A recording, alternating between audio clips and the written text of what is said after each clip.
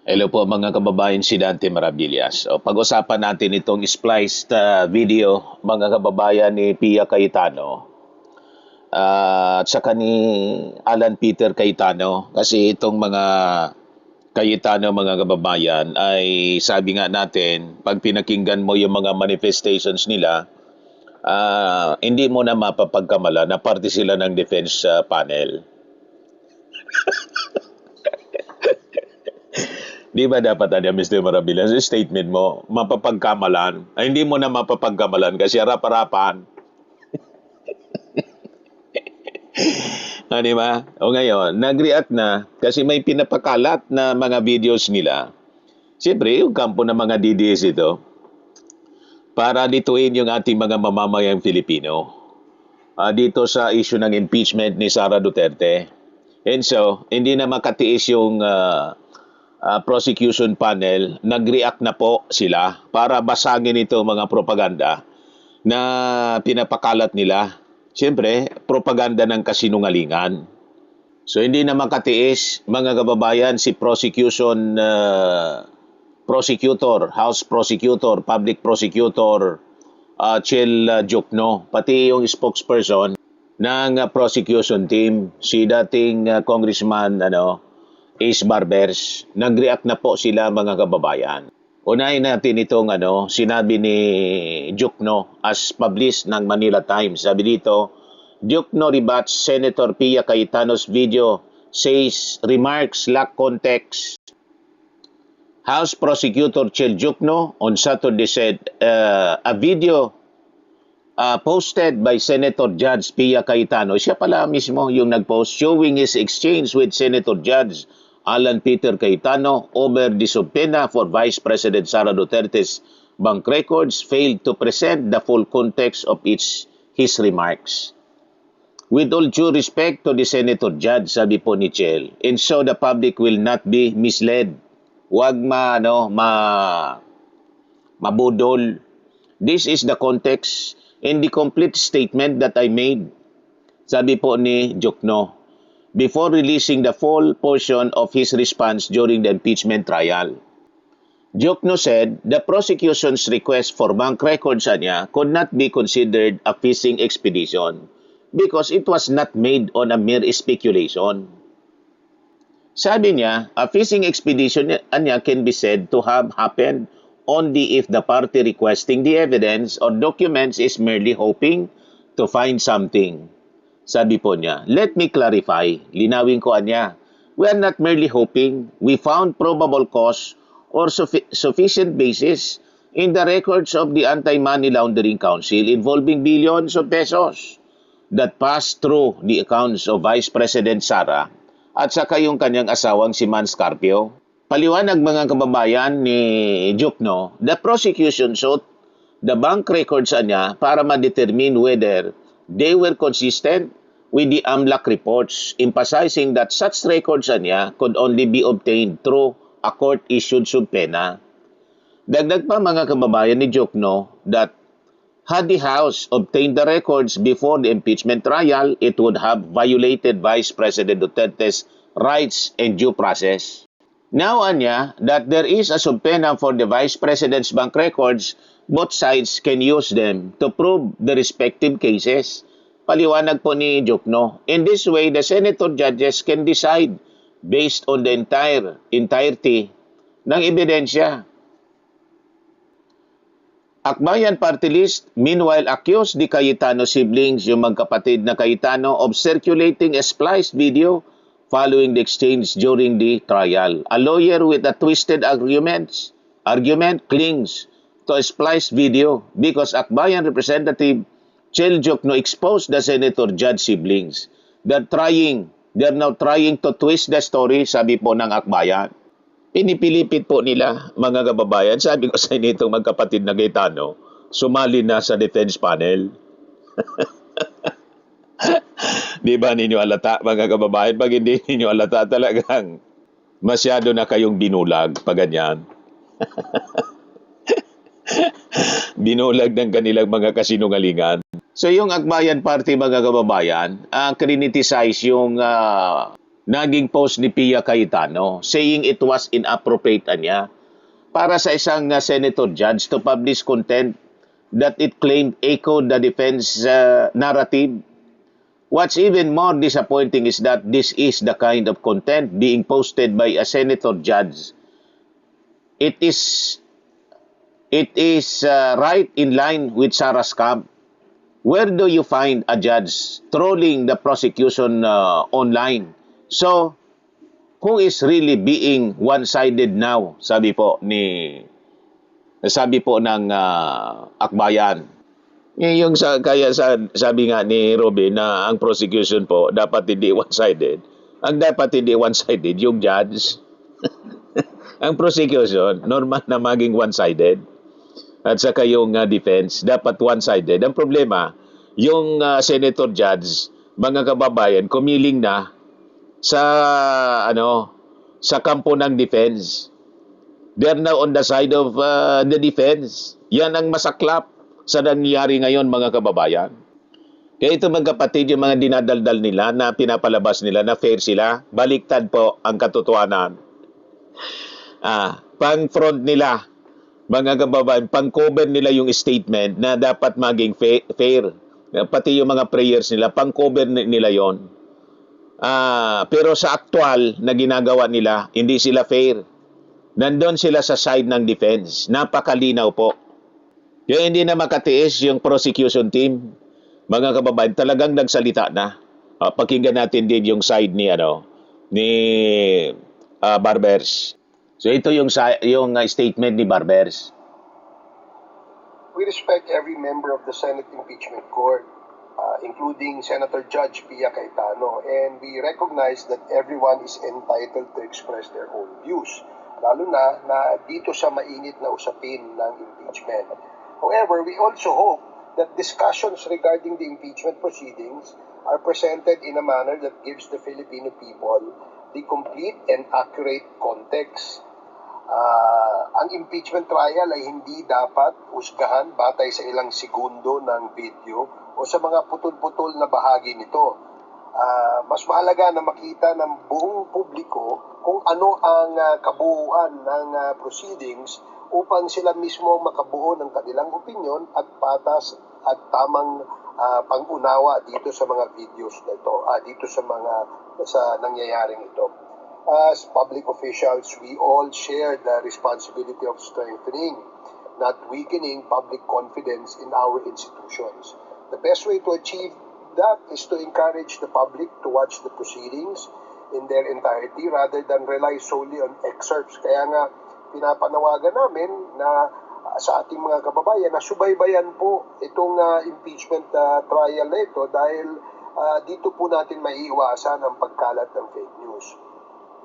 This proceedings is bigger than any individual. It is about preserving the integrity of the impeachment process and ensuring that the Filipino people receive a fair, complete, and truthful picture of what transpired in the court, no? Yung araw ng paglilitis. So, kailangan tayo ang magbuo ng ating opinion. Wag lamang po natin tingnan kung ano yung nakikita natin sa social media at mahalaga na sa ating pagsubaybay dito may iwasan natin yung pagkalat ng maraming fake news kagaya ng nangyayaring ito na kung saan ay nakikita natin na spliced o hindi kaya ay minanipula yung video na yan na ipinakita. Our commitment remains to present the evidence before the court and allow the Filipino people to judge it based on the complete record, hindi ho partial. Yun ho ang ating pagsisikapan na gawin para sa ating mga kababayan. We would also like to ask Senator Judge Pia Cayetano and Senator Judge Alan Cayetano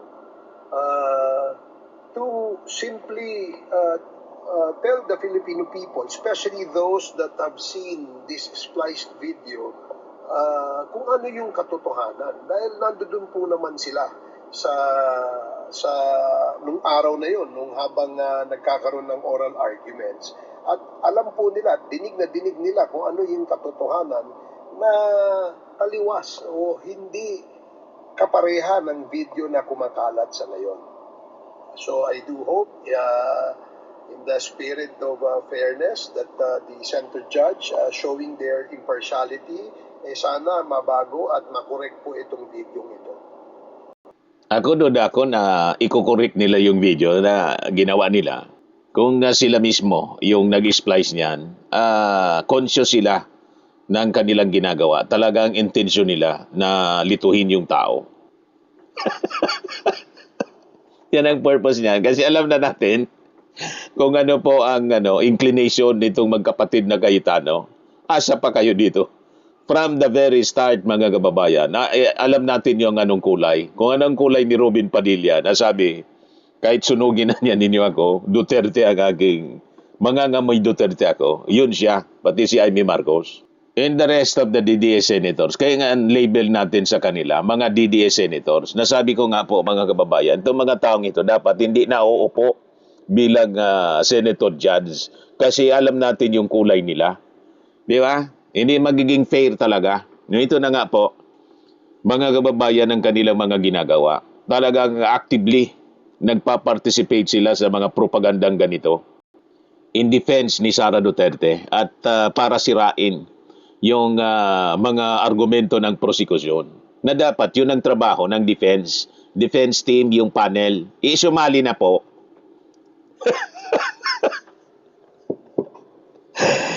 Lagya talaga po. Kitang-kita sa kanilang mga pananalita at body language. Hindi lang body language, mas malala yung kanilang mismo mga manifestations. Puro pabor sa defense. Puro pabor kay Sara. So dapat sana impartial sila. At saka hindi instrumento ng pagpapakalat mga kababayan ng fake news. Di ba? So ang paglilitis mga kababayan sa impeachment ay isang sagradong constitutional process siya. Kung saan ang bawat senator judge ay obligadong maging patasana, mga kababayan, neutral at nakabatay lamang sa ebidensya, sa halip na umasta bilang mga personal na taga-troll, taga-troll o tagapagtanggol upang isalba mga kababayan yung interes nitong si Sara Duterte. May sinumpaan po sila na tungkulin itong mga senator judges. At ang issue po sa pagkiling ay medyo, that's, a no-no. So ang konstekto po ng impeachment court ay ganito. Kapag ang Senado ay naging isang impeachment court, ang mga senador ay hindi na simpleng mambabatas kundi mga hukom. Kaya ang tawag sa kanila, mga senator judges. So ang pangunahin mga kababayan na trabaho ng isang hukom ay makinig sa magkabilang panig, timbangin ang mga ebidensya ng may buong katapatan. At dapat nananatili sila mga kababayan na patas. Hindi sila pwedeng umasta bilang mga personal na abogadong tagapagtanggol ng akusado ni Sara Duterte dahil hinalal sila mga kababayan para sa hustisya ng bayan. Ganon dapat mga kababayan. Hindi para protektahan ang kanilang mga kaalyadong politiko. Although yung impeachment, isa din pong political exercise. It's a political, both political and judicial. Ngayon, ano yung batayan mga kababayan sa ilalim ng batas? Ayon po sa Article 11 ng Section 3(6) ng ating konstitusyon. Ang Senado po ang may sulong kapangyarihan kasi na lumiti sa lahat ng kaso ng impeachment.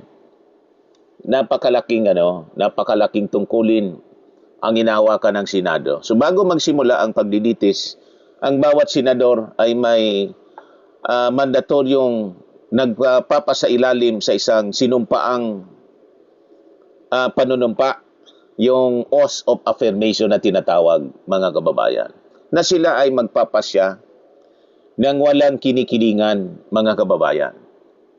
So ang lantarang pagpanig o ang bias na pabor kay Vice President Sara Duterte ay isang direkta, mga kababayan, na paglabag sa konstitusyon at saka sa due process. A clause that's in Article 3, Section 1 ng ating saligang batas na nag-atas ng isang neutral at malinis na hukuman. Tama po, mga kababayan. Ngayon, ito yung maling paggamit, mga kababayan, ng terminong political process na it's also a political process. Yan ang justification nitong ibang mga senador at ng mga kakampi nila na baliko yung pag-iisip. Pinipilipit, binabaluktot yung batas para kumampi sa kanilang interes, mga kababayan. Yun ang nakakalungkot. Madalas gamitin ng mga kaalyado ng Vice Presidente ang katagang political process kasi niya upang bigyang katwiran, mga kababayan, ang kanilang hayagang pagkiling, which is wrong. Subalit nilinaw ng Korte Suprema sa isang kasong Francisco versus House of Representatives na bagamat, mga kababayan, isang political process ito, hindi political exercise, mali yung term na ginamit. Political process. Ang political exercise kasi pero parang okay na rin. Pero usual political exercise, eleksyon. Sorry. Nagkamali ako, hindi kagad pumasok sa isip. Political process, nakita ko rito. Political process po, mga kababayan, ito ay maigpit pa rin pinapatakbo sa ilalim ng mga legal na pamantayan at constitutional bounds. Ganon po yan, mga kababayan. So ang mga senator judges ay inoobligang magpakita sila ng judicial temperament at ang paggamit ng kapangyarihan para sa politikal na propaganda ay paglalapastangan po sa diwa ng batas. So talamak ngayon, mga kababayan, yung political spin at pagpapakalat ng fake news, lantaran po, wala nang kahihiyan. Kasumpa-sumpa, kasuklam-suklam, mga kababayan, na nangyayari ngayon, talagang walang hiyaan na po. Winawalang hiya yung proseso ng batas, mga kababayan, ng ating konstitusyon. Kitang-kita po yung mga political spin. Ayaw manahimik, lalo na itong magkapatid, matindi. Daldal ng daldal, mga kababayan. Winawalang hiya yung proseso. Kaya hindi naman katiis po yung ating mga nasa prosecution panel. Nag-react na po sila ngayon, kahapon. So ang paggamit ng mga binagong video, maling interpretasyon sa mga nakaraang desisyon ng korte at personal na pag-atake sa mga prosecutor, mga kababayan, ay nagpapababa sa credibility ng Senado. Ngayon sabi ko, itong Senadong ito, kailangan siguro tunawin na, i-abolish na po. Winalang hiya na nitong mga Duterte senators.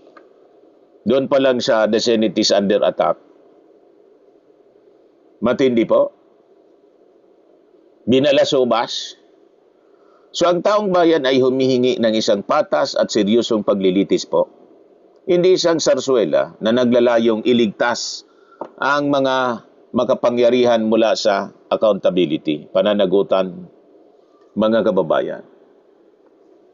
Ngayon, dito tayo kay Robin Padilla versus House Prosecutor Terry Ridon at saka ni Laila de Lima.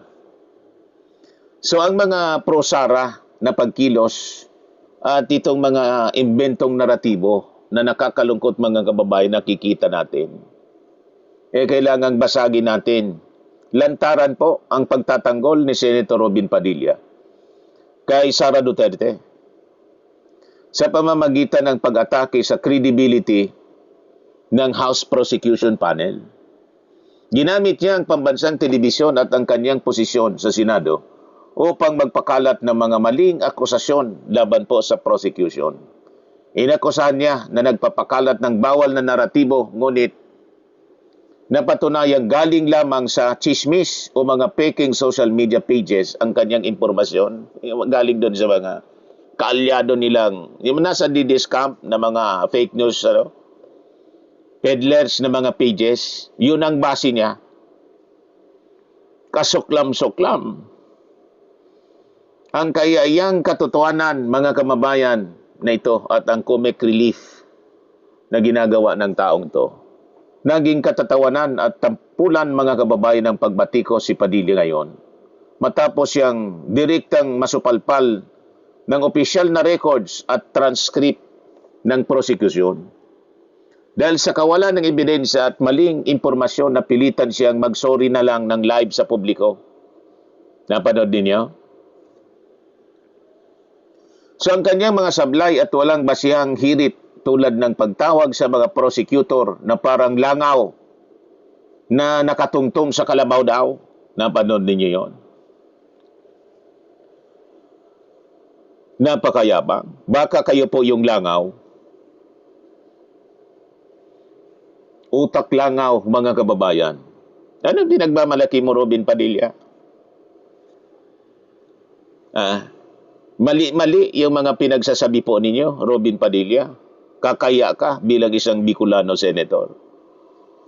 Saan ka nakakita, mga kababayan, na sabi niya, mga kababayan, una, yung prosecutor daw dapat hindi one-sided. Walang one-sided, walang hindi one-sided na prosecution. Pati yung defense, one-sided yan dapat. Tapos, para i-justify niya, makalusot siya sa kahihiyan, sinabi niya, sumablay pa rin, na yung justice niya, dapat neutral. Walang justice na neutral.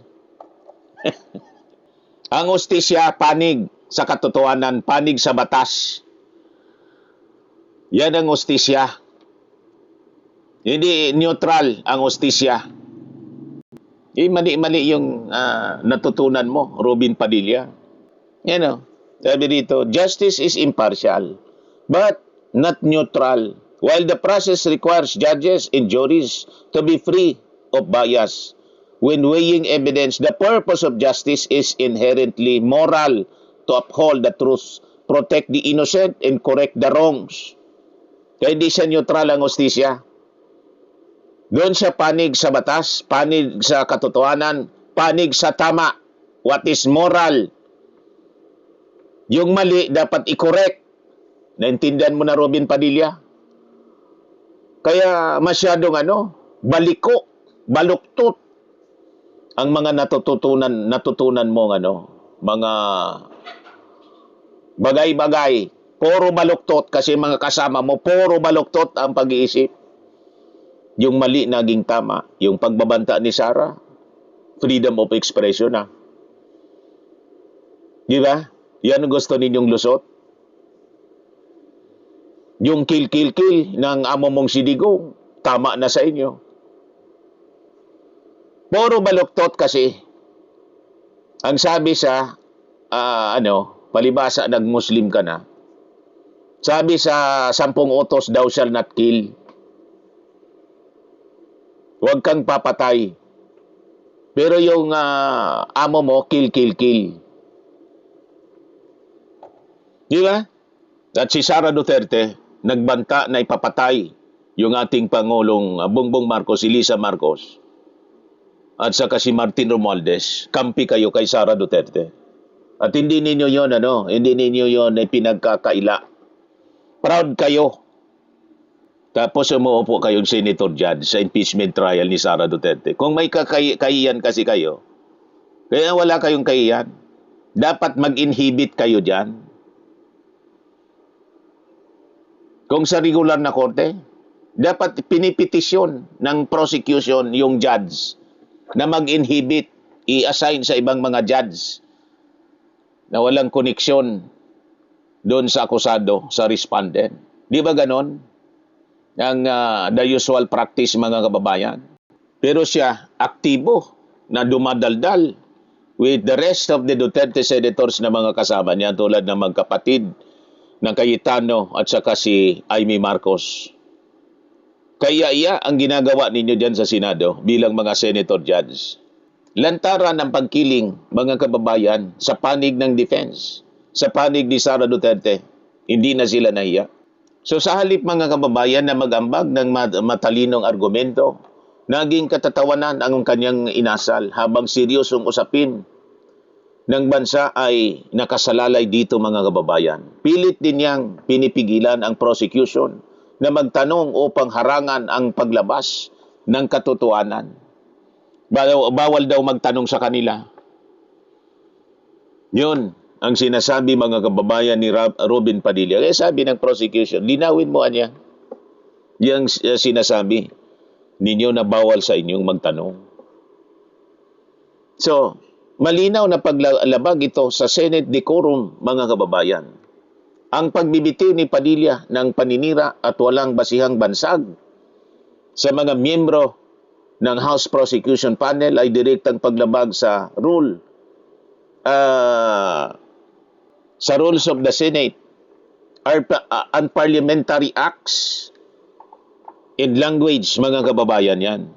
Kasi po, yung mga mambabatas ay mahigpit na pinagbabawalan na gumamit ng mga salitang nakakasira sa reputasyon ng mga kinatawan ng kabilang kapulungan. These are members of the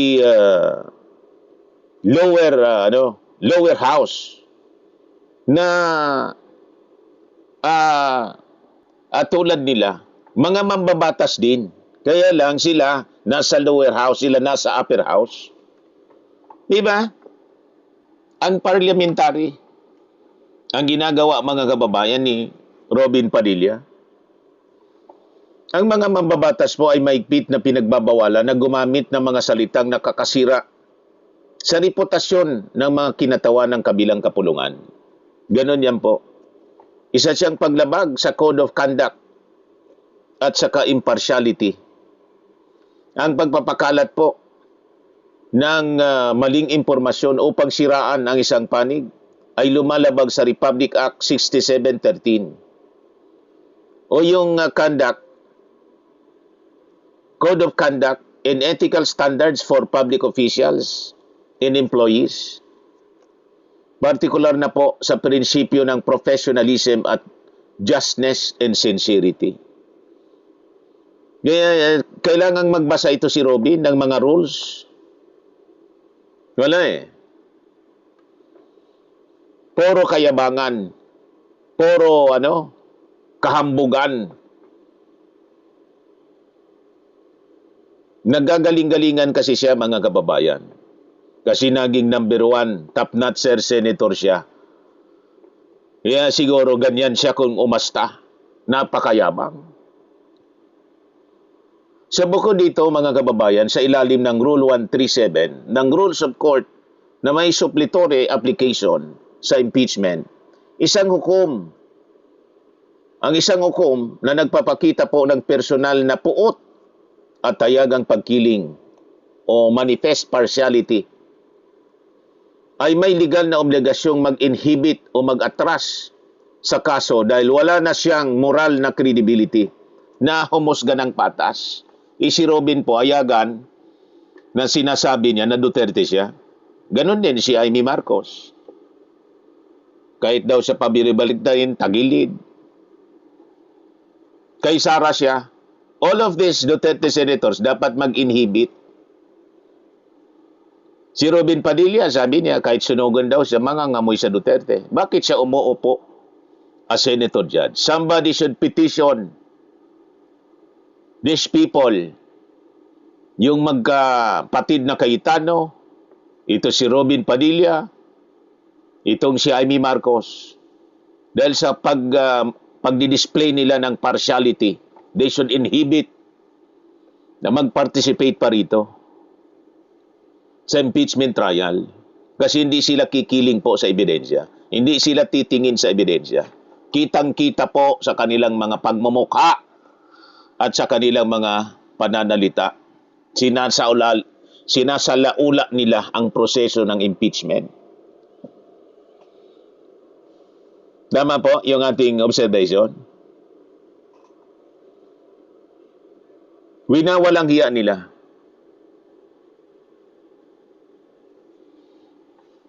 Nakakalungkot itong mga dinidisplay nila na pag-ugali, mga kababayan. Isang tahasang insulto po sa institusyon ng Senado. Ang kawalan ng integridad at utak ni Robin Padilla bilang isang senator judge. Puro sablay ang mga sinasabi. Puro mali. Saan ka nakakita ng ganong senator judge? Puro sablay. Gina-justify pa niya yung mga kamalian niya. So ang pag-amin sa publiko at pagingi ng paumanhin matapos mahuling nagpapakalat ng imbentong kwento ay isang formal na pag-amin ng kanyang kapasidad na mag-analisa na depende po sa chismis, mga kababayan, at hindi ebidensya. Ayan o. Robin Padilla apologizes to Ridon for misquote in TV interview. Daldal lang kasi ng daldal, di nag-iisip. Hindi pinag-aaralan yung kanyang mga sinasabi. Kaya puro sablay. Ngayon, dinidefend niya yung kanyang mga sinabing mali. Sablay pa rin. Lalong sumablay. Yan ang problema sa nagmamagaling, mga kababayan. Tingnan ninyo si Lito Lapid. Mabuti pa si Lito Lapid, hindi nagsasalita. Nag-observe lang. Alam yung kanyang limitation. Ito Sobra. Hindi niya alam yung kanyang limitation sa buhay. Nagmamagaling. So ang isang hukom, mga kababayan, na napatunayang sinungaling sa loob ng sarili niyang hukuman, ay wala nang natitirang moral na karapatang humawak pa ng timbangan ng katarungan. Yun yan, mga kababayan. So ang pang-abuso niya sa kanyang posisyon, paararangan ang mga lehitimong tanong ng prosecution, ay hindi lamang depensa kay Sara Duterte kundi isang lantarang pambababoy sa batas at tahasang obstruction of justice. Ngayon, dito naman tayo kay Pia Cayetano versus Chel Jokno. Ang splice video, mga kababayan, naharap sa matinding pambabatikos ngayon itong si Pia Cayetano matapos kumalat sa kanyang social media pages ang isang sadyang pinutol at saka manipulado pong video. So ginawa ito upang palabasin na nag-isa, napahiya at nagbabakasakali lang or fishing expedition yung ginagawa ng prosecution member, si House Prosecutor Chel Jokno. Nangingi ng prosekusyon ang mga bank records ng Vice Presidente. Yan kumakalat na mga propaganda nila. Ngayon, mga kababayan, dito sa social media.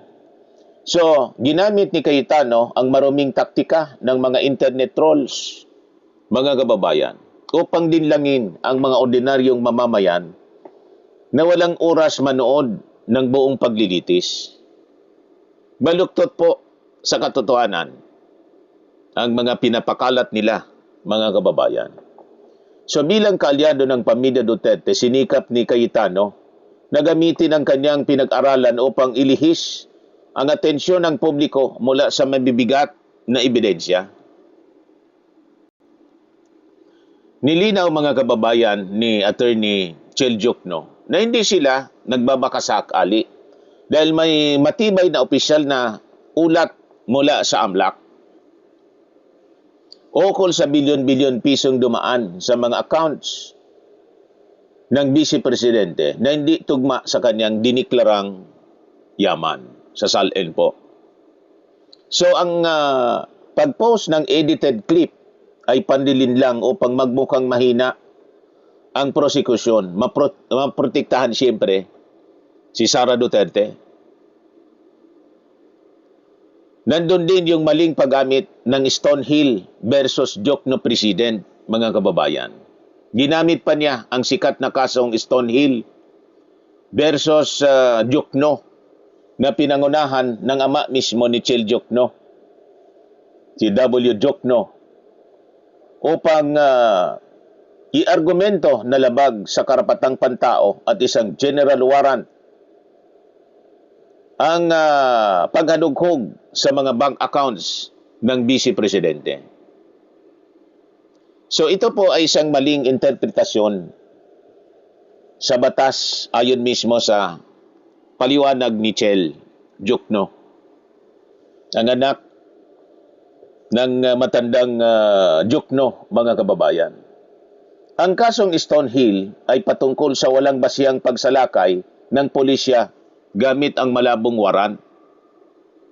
Sa kaso ng impeachment, ang paghingi ng bank records ay may matibay na legal na batayan sa ilalim ng Republic Act 6713, mga kababayan, at Republic Act 3019, yung Anti-Graft and Corrupt Practices Act.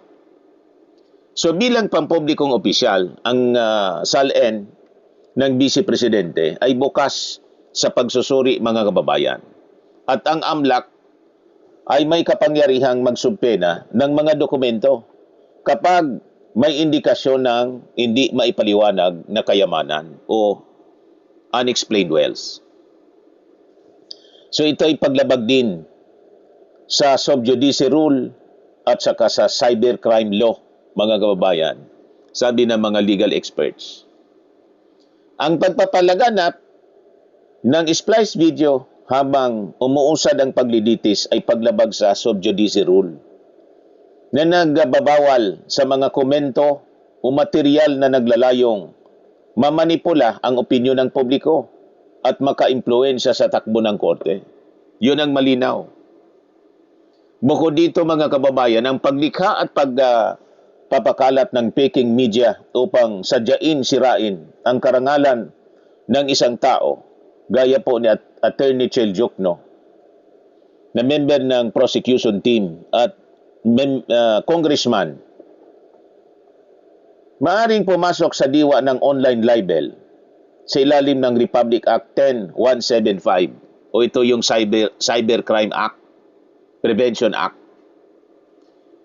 Ang isang abogadong mambabatas na gumagamit ng ganitong maruming taktika, lumalapastangan po sa integridad mismo ng impeachment court. Ang ginagawa po ni Pia Cayetano ay hindi lamang simpleng pagkiling. Ito ay isang malisyosong pagtataksil sa kanyang propesyon bilang abogado at saka mambabatas, lalo na senator judge siya. Hindi dapat niya ito ginagawa. Nakakahiya ang ginagawa nito magkapatid na Cayetano, mga kababayan. Nilalapastanganan nila ang impeachment court mismo. Nakakalungkot. Ang paggamit ng digital alteration at splice videos upang manipulahin ang opinyon ng publiko ay patunay na wala siyang kakayahang tapatan ang prosecution sa malinis at legal na argumento. Ginagamit niya yung social media. Itong magkapatid na to,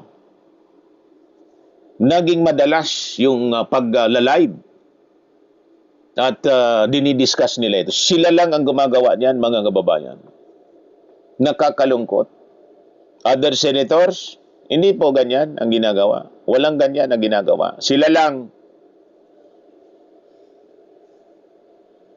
Ang kanyang sadyang pagbaluktot sa doktrina ng Stonehill versus Diokno ay isang pandaraya na naglalayong itago ang bilyon-bilyon pisong AMLAC records ng Vice Presidente.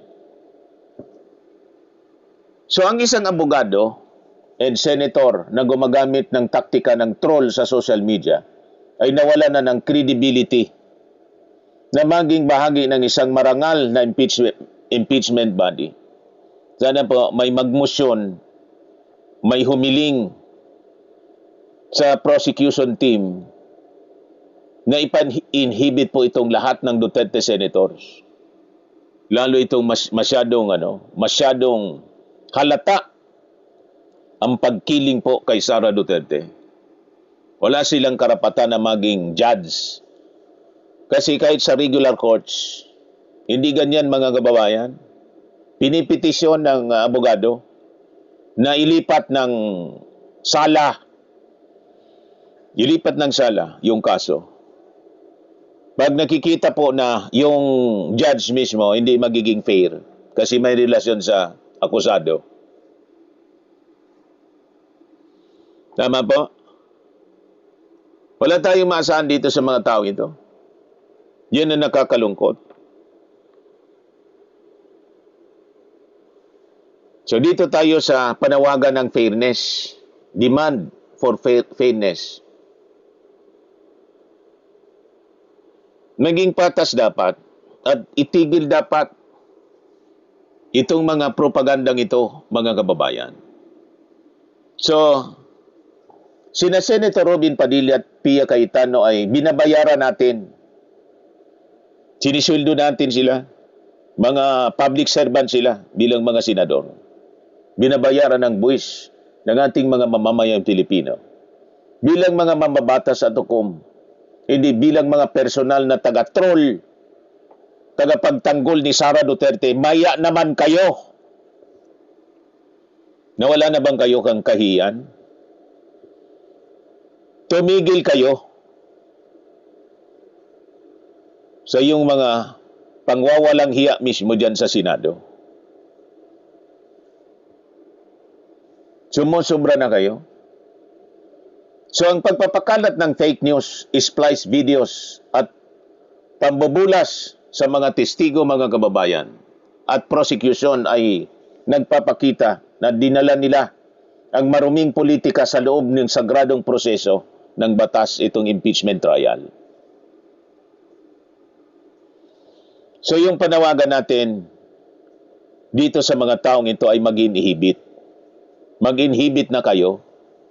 And somebody from the prosecution should file a petition against the senators na mag-inhibit sila. Sumusobra na kayo.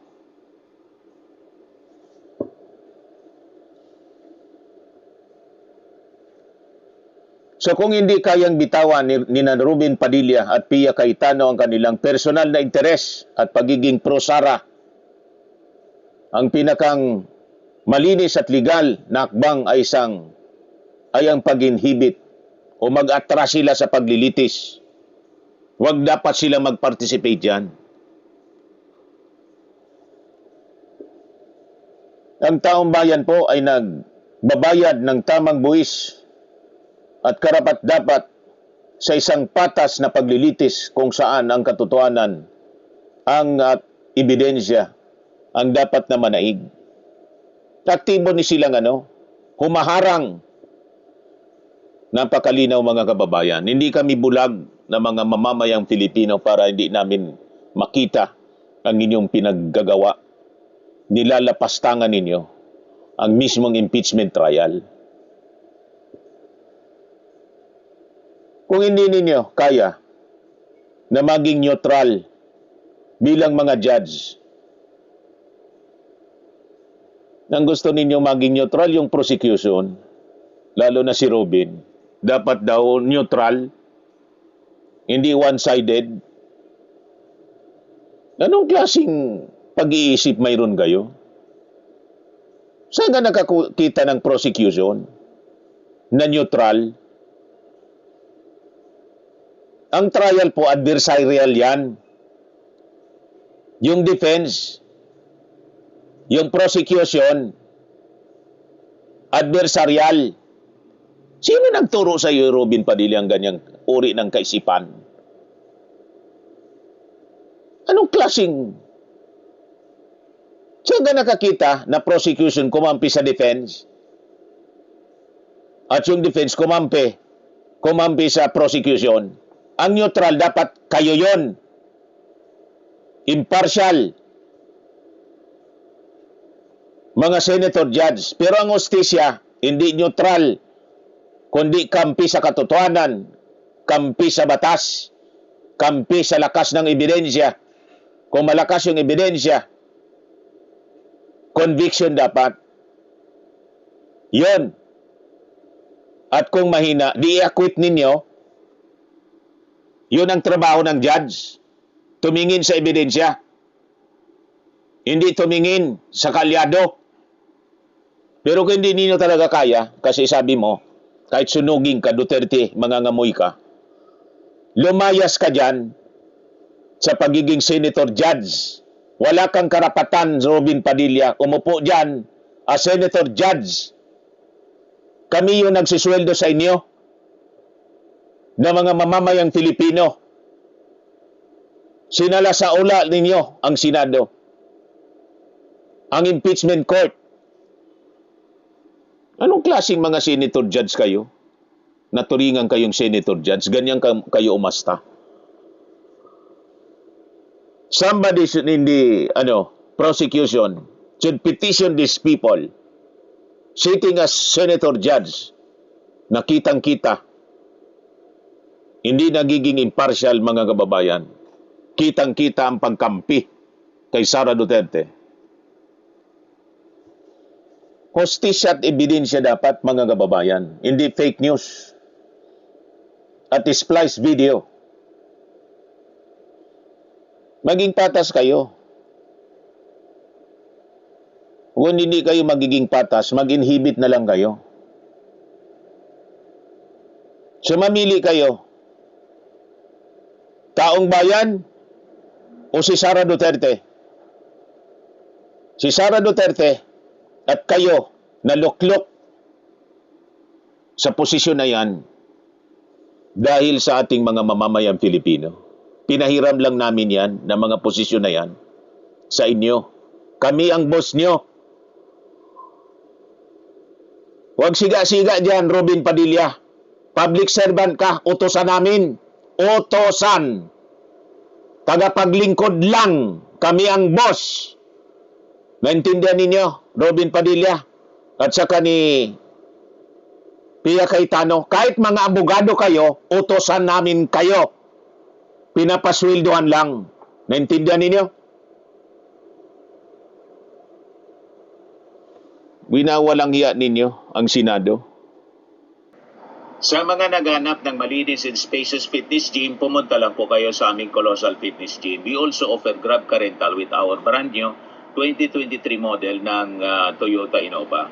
We also accept booking for those who are planning to travel via PAL, Cebu Pacific, and other airline companies, local and international, and bills payment for Meralco bills, PLDT, Aleco bills, etc.